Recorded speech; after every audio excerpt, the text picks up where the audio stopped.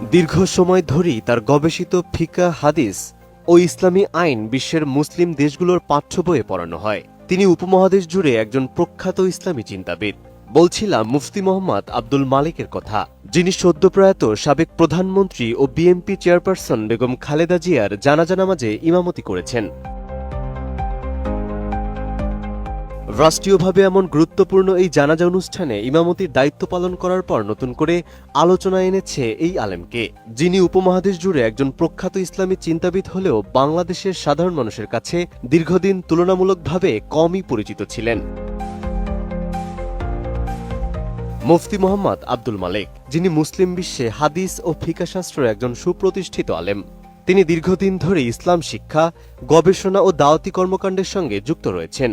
তার রচিত বহু গ্রন্থ ও গবেষণাকর্ম শুধু বাংলাদেশেই নয়, বরং মধ্যপ্রাচ্য, দক্ষিণ এশিয়া ও ইউরোপ সহ বিভিন্ন দেশের ইসলামী শিক্ষা প্রতিষ্ঠান ও মাদ্রাসায় পাঠ্য ও রেফারেন্স বই হিসাবে পড়ানো হয়। বিশেষ করে হাদিস শাস্ত্র ও উসুলে ফিকহ বিষয়ে তার লেখালেখি আন্তর্জাতিক পরিসরে বেশ পরিচিত। মুফতি মোহাম্মদ আব্দুল মালিক ১৯৬৯ সালে ২৯ আগস্ট কুমিল্লা জেলার লাকসাম উপজেলায় সারাসপুর গ্রামে জন্মগ্রহণ করেন। তিনি যুবকাল থেকেই ফিকা, হাদিস ও ইসলামী আইন বিষয়ে নিবিড় অধ্যয়ন করেছেন। ১৯৯৬ সালে তিনি মারজাকুদ দাওয়া আল ইসলামিয়া প্রতিষ্ঠায় সহকারী হিসাবে যুক্ত হয়েছিলেন এবং বর্তমানে উচ্চতর হাদিস বিভাগের প্রধান ও শিক্ষা সচিব হিসেবে দায়িত্ব পালন করছেন। ২০০৫ সাল থেকে তার তত্ত্বাবধানে প্রকাশিত মাসিক আল কাউসার নিয়মিত প্রকাশিত হচ্ছে, যা ইসলামিক গবেষণার ক্ষেত্রে গুরুত্বপূর্ণ অবদান হিসেবে বিবেচিত হয়ে আসছে।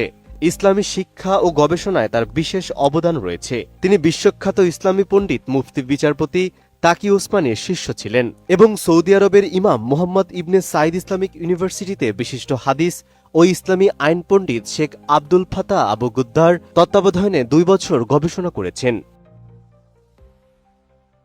দেশের বাইরে তার ইলমি পরিচিতি ও গ্রহণযোগ্যতা থাকলেও দেশে দীর্ঘদিন তিনি আলোচনার বাইরে ছিলেন। তবে জুলাই পরবর্তী সময়ে বর্তমান অন্তর্বর্তীকালীন সরকার তাকে বাংলাদেশের জাতীয় মসজিদ বাইতুল মোকাররমের খতিব হিসেবে নিযুক্ত করেন। এরপর থেকেই তিনি দেশের সমসাময়িক বিভিন্ন বিষয়ে জুমার খুতবায় কথা বলা শুরু করেন, যা সামাজিক যোগাযোগ মাধ্যমে ব্যাপক প্রশংসা অর্জন করেছে। তাই সদ্যপ্রয়াত সাবেক প্রধানমন্ত্রী ও বিএনপি চেয়ারপারসন বেগম খালেদা জিয়ার জানাজা নামাজে ইমামতির এই দায়িত্ব পালনকে শুধুমাত্র ধর্মীয় কার্যসাধন হিসাবেই দেখা হচ্ছে না, দেশের একটি গুরুত্বপূর্ণ সামাজিক ও রাষ্ট্রীয় মুহূর্তে একজন প্রজ্ঞাবান আলেমের প্রতিনিধিত্বকেও গুরুত্বের সাথে দেখা হচ্ছে। জানা যায় বিপুল সংখ্যক সাধারণ মানুষ, রাজনৈতিক নেতৃবৃন্দ এবং ধর্মীয় ব্যক্তিবর্গ উপস্থিত ছিলেন।